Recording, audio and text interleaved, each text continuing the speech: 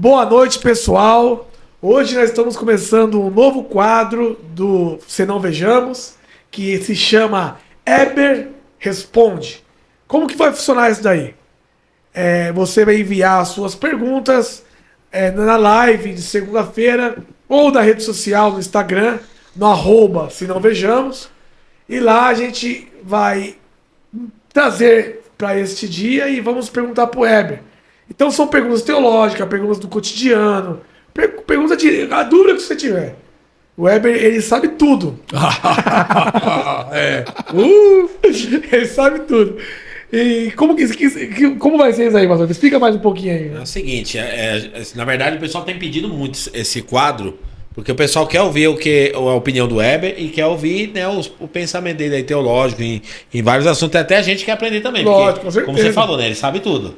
Tá. Né? Tá. E a gente tá doido pra colocar o Weber numa saia justa aqui também, porque esse é o propósito, né? Fazer perguntas difíceis. Até eu tô pensando em fazer umas perguntas meio fake. Fazer Fazer um personagem fake lá e perguntar umas perguntas ali pra botar o Weber na saia justa. É isso aí, cara. Por que tem que ser saia? É machismo, né, na verdade. Não, Weber, você tem que relaxar, pô. Ó, inclusive, eu acho que eu vou fazer a pergunta primeiro, pastor. Essa sua pergunta tá muito legal, mas eu acho que vai ficar pra depois dessa. Então manda aí, então. Ó, tem o seu Joseval Ribeiro. Ele é um assíduo participante aqui do programa Se Não Vejamos. Aí, Joseval. Sempre com a gente. Você vê que Sempre com a gente, né, cara. sempre tá ali. Beijo no teu coração. Obrigado pela audiência. E lembrando, ó, espalha geral aí pra todo mundo, porque vocês é que fazem a diferença aqui no nosso canal. E ele perguntou aqui sobre... Nem eu sei falar o nome do livro que ele tá lendo. Ele falou que tá lendo um livro de B.B. Arfield. Como é que é o nome? Explica. Warfield. Esse aí, B.B. Arfield. E ele falou que lá nesse livro, ele tá lendo sobre o plano de salvação. E aí, lá no livro, ele descobriu uma palavra lá chamada amiraldismo. Amiraldismo. Ele não entendeu muito bem, Eber. Nem eu entendi também. Nem sabia que E existia eu essa quero palavra. saber quem é esse amiraldismo aí, o que é isso aí. Explica pra nós aí. Então vamos lá. O Joseval, um ósculo santo para você, Deus abençoe. O livro que você está lendo, o autor é do século XVII, Warfield.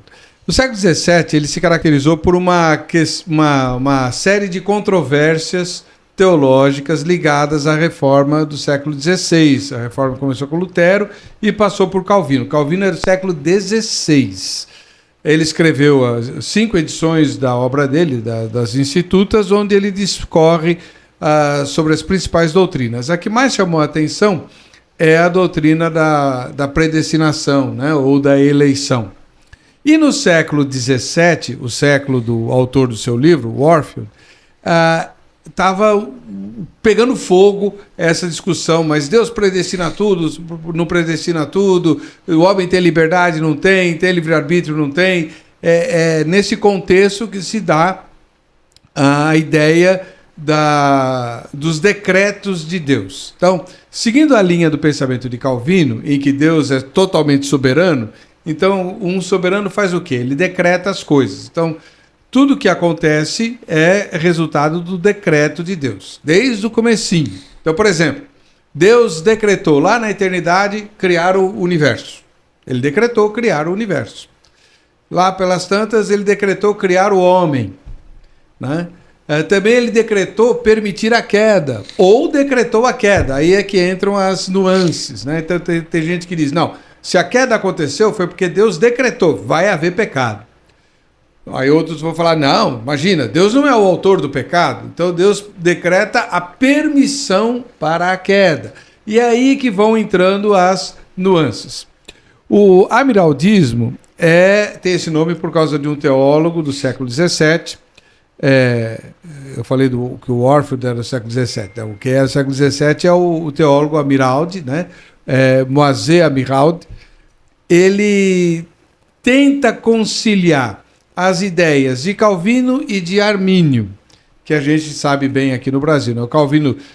O calvinismo, Deus decreta tudo e escolhe os eleitos que vão para o céu porque ele quer, e o Armínio diz que não, que Deus elege aqueles que ele já sabe que iriam se arrepender e se converter. O Amiraldi tenta fazer um jogo aí com isso, propondo uma solução intermediária que, na verdade, não é solução nenhuma. Então, o Joseval e demais irmãos e irmãs, deixa eu dizer um negócio para você. Teologia é um negócio fascinante, é muito legal, muito gostoso, mas tem muito pouco de prático, né? Então, por exemplo, quando a gente vê o que o amiraldismo propõe, você vai dizer assim, tá, e daí? E o que isso afeta a minha vida, né? Não afeta em nada, mas tá, faz parte do sistema. O que eu quero dizer com isso? Não é que eu critico quem estuda teologia, não é. Mas você tem que estudar teologia sem as sandálias dos pés, entrando em Terra Santa, sabe? Muito do que você vai querer saber, você não vai descobrir. E o que você descobrir pertence a Deus, porque teologia é o estudo de Deus. É mais importante você conhecer o Senhor para saber o que Ele espera de você e você reagir. Então, no amiraldismo, o que ele propõe? No sistema calvinista mais radical, por quem que Jesus morreu? Né? Quando Deus decreta lá a morte de Jesus, ele tem que decretar, Jesus vai morrer por quem? Né? Aí você vai dizer assim, por todo mundo, é óbvio. Não, não é óbvio. Porque no calvinismo, você tem um Deus que é perfeito e que faz todas as coisas perfeitas. Se Jesus morrer por todos, todos têm que se salvar. Porque Jesus não vai fazer nada imperfeito dentro da sua soberania, certo? Então, dentro do sistema calvinista, não cabe a ideia de que Jesus morreu por todos. Jesus morreu pelos eleitos de Deus, para salvar os eleitos de Deus. Ponto final. Né? No arminianismo, Jesus morre por todos, porque a decisão de ser salvo ou não depende de Deus, depende do homem. É o homem que decide se quer aceitar ou não. O que faz o meu querido Amiraldi? Ele junta as duas coisas e diz assim, olha, não, Jesus morreu por todos, né? Porém, só os eleitos se beneficiam disso. Então, existe até uma frase teológica muito interessante que é a seguinte, a expiação, que é o nome teológico que se dá para a morte de Jesus, a expiação é suficiente para todos, mas eficiente apenas para os eleitos. Então, a morte de Jesus alcançaria o mundo todo se o mundo todo quisesse, né? Ou se Deus quisesse que o mundo todo fosse alcançado. Porém, ela é só eficiente para aqueles que Deus elegeu. Entendeu? Aí você fala assim, puxa, legal. E daí? Então, e daí? Daí nada. Essas controvérsias do século XVII eram resultado da briga daquela época e que não levaram a nada, né? Assim, nada de concreto para a vida pessoal, familiar, né? O que importa é saber, eu sou um eleito ou não sou? Depende, é fácil responder essa pergunta. Você tem fé salvadora em Cristo Jesus? Você é um eleito. Como é que se deu a eleição? Foi porque Deus previu que você creria ou porque Deus determinou que você iria crer? Isso a Bíblia não responde. Ninguém responde. Nós só vamos... Se vamos saber um dia disso, é só lá na eternidade. Mas eu quero saber, tostine vende mais porque é fresco? Pois é, então. Crocante ou crocante porque... Lembra daquela pergunta? É mais ou menos isso, né? Teve um pregador muito famoso aqui na Palavra da Vida, o Haroldo, John Harold Heimer, já faleceu. E eu quando fazia o seminário, né, eu vim doido para falar com ele, né, para saber a resposta. Falei, Haroldo, como é que é esse negócio de predestinação? Estou com a cabeça a mil e tal. Ele falou assim, é muito simples. E eu esperando uma resposta bíblica, né? Na porta do céu está escrito, entra quem quiser. Falei, opa. Mas quando você entra, do lado de dentro está escrito, predestinado. Ou seja, só Deus sabe, né? Então, Jesus morreu por todos ou morreu só pelos eleitos? Eu creio, eu, Heber Cocarelli, que não sou teólogo, eu creio que Jesus morreu por todos. Por quê? Porque lá em 1 João, capítulo número 2, diz assim, filhinhos meus, estas coisas vos escrevo para que não pequeis. Se todavia alguém pecar, temos advogado junto ao Pai, Jesus Cristo, o justo. Agora o versículo número 2.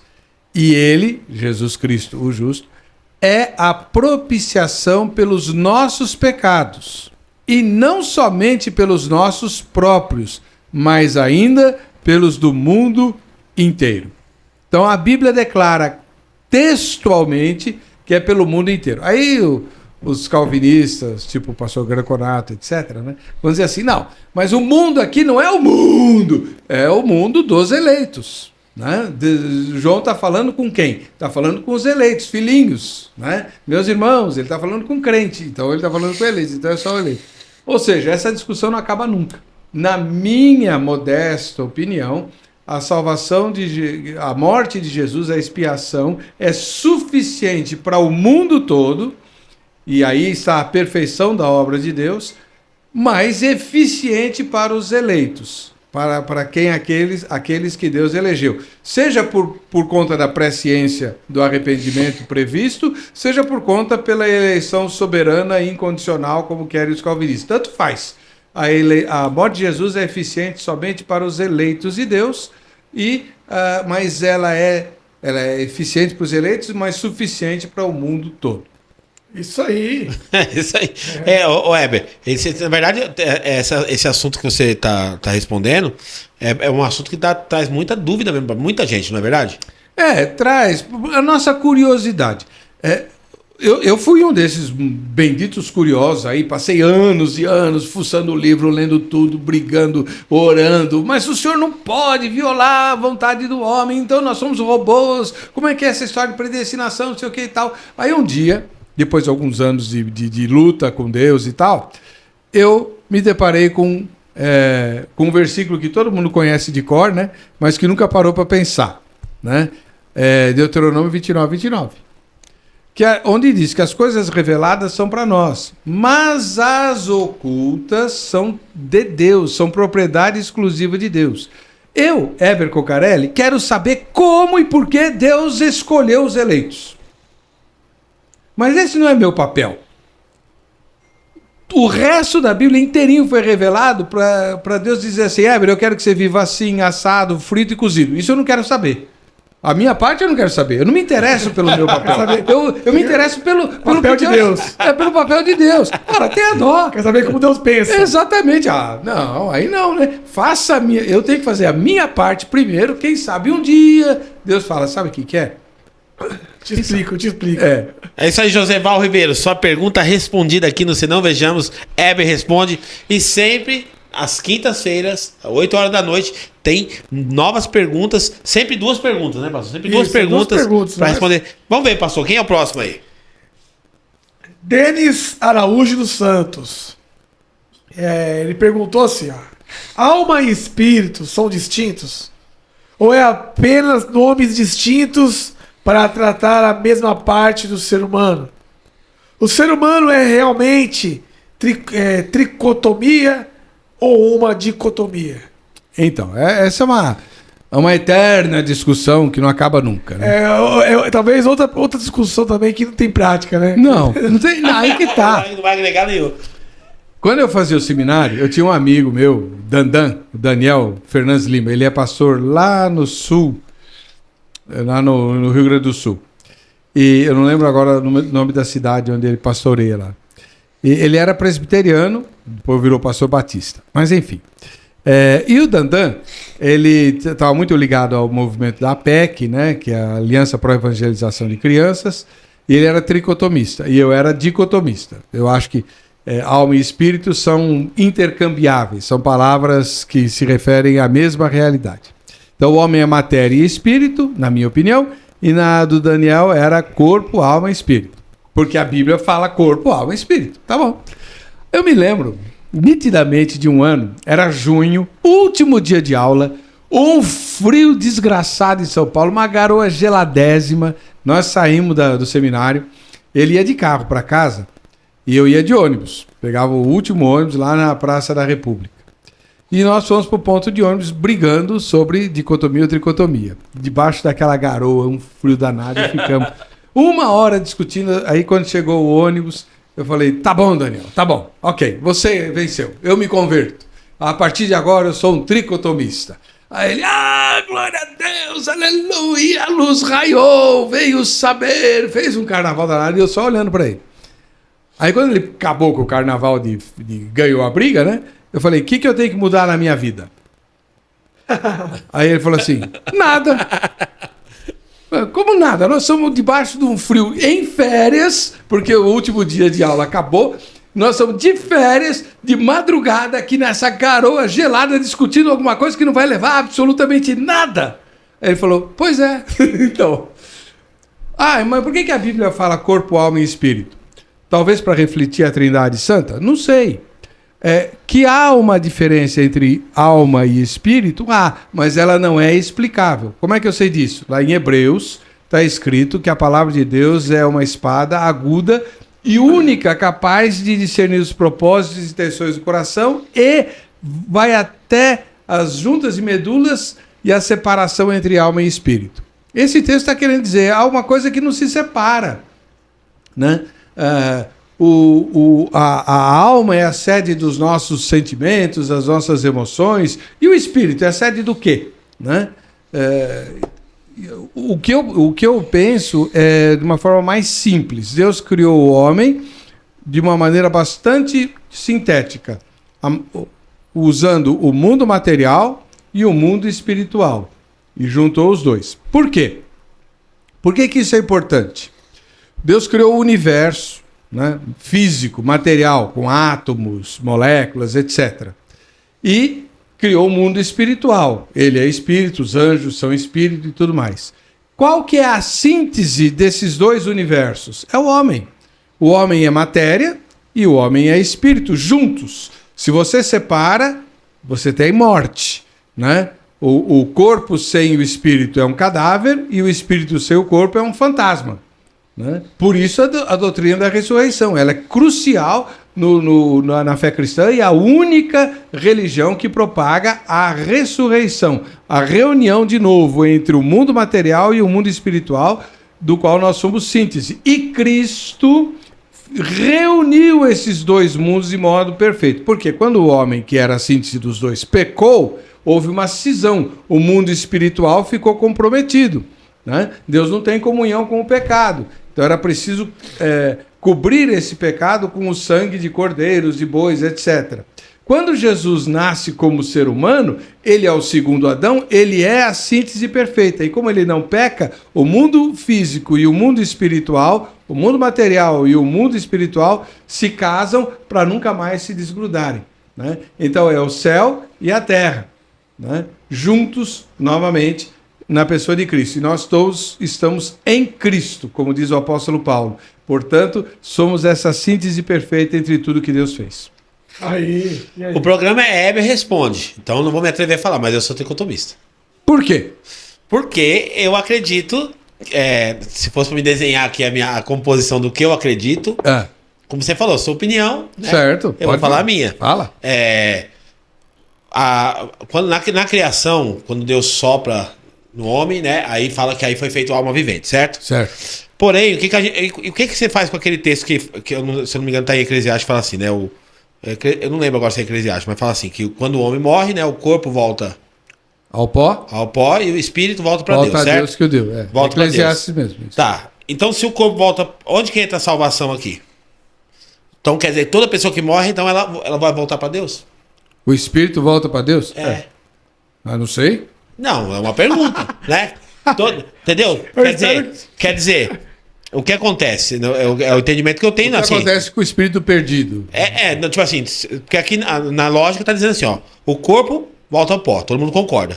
E o espírito volta para Deus, certo? Por quê? Porque o que eu acredito? O espírito, eu penso que o espírito do homem, ele é a parte de Deus em nós. É o que eu acredito. É a parte de Deus em nós. A Bíblia fala em Provérbios que o espírito do homem é a lâmpada do Senhor.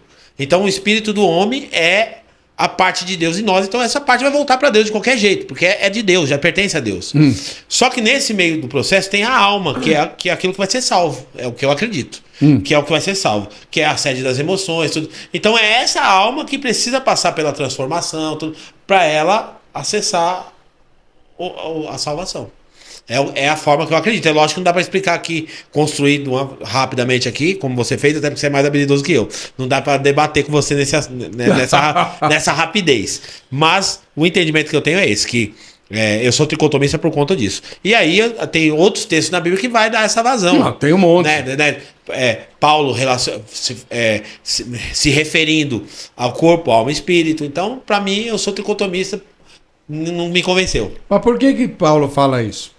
Porque ele tá querendo dar ênfase à plenitude do ser humano. Aliás, naquele momento e até hoje, isso é muito importante.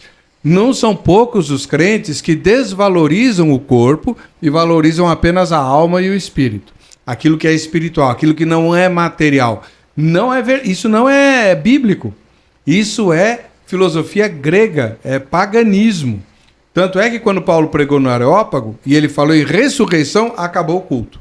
Acabou o sermão. Não, nós não vamos ouvir mais, porque o que os gregos esperavam era que a alma se libertasse da prisão, do cárcere, que é a carne, que é o corpo, a matéria, para ser pura. Né? Eles entendiam que o mundo material é sujo. O cristianismo, a fé cristã, não tem nada disso. Pensa em demônio. Demônio não tem corpo. É espírito. E é nojento, errado, sujo, podre. Né? Então, não é porque as coisas são espirituais são boas e as materiais são ruins. De jeito nenhum. Deus fez tudo muito bom. Mas eu reconheço. Como eu falei, o texto de Hebreus mostra que existe uma distinção que só Deus conhece entre alma e espírito. Então, para mim, as duas coisas são... Jesus veio salvar o quê? A alma, né? Você vai dizer? Exatamente, é o que eu acredito. Aí, no caso, para você, o espírito seria a vida. Exatamente. Mas, exegeticamente falando, vida tem mais a ver com alma do que com o espírito. Mas... nós não vamos ficar aqui não vamos. E não vamos ficar, eu não caio mais de novo naquela do Daniel, não. E assim, isso que eu acho legal no Heber, que eu gosto, que a gente conversa sempre aqui nos bastidores, que ele não briga por algo irrelevante. É lógico, não muda nada. Não muda nada. Como acontece na maioria dos debates, né? Alguém tem que vencer, não. Você fica com a sua, eu ainda sou tricotomista. Eu sou os dois, cara. Pode ser os dois. Gente, é isso aí. Foi maravilhoso. Quinta-feira, toda quinta-feira tem esse quadro novo. Logo, logo vocês vão ver aqui o incremento aqui. E você pode participar efetivamente do programa quando você manda as perguntas. A gente vai selecionar as perguntas. E, é claro, dando tempo, a gente sempre vai colocar a sua pergunta aqui. No Instagram, na DM.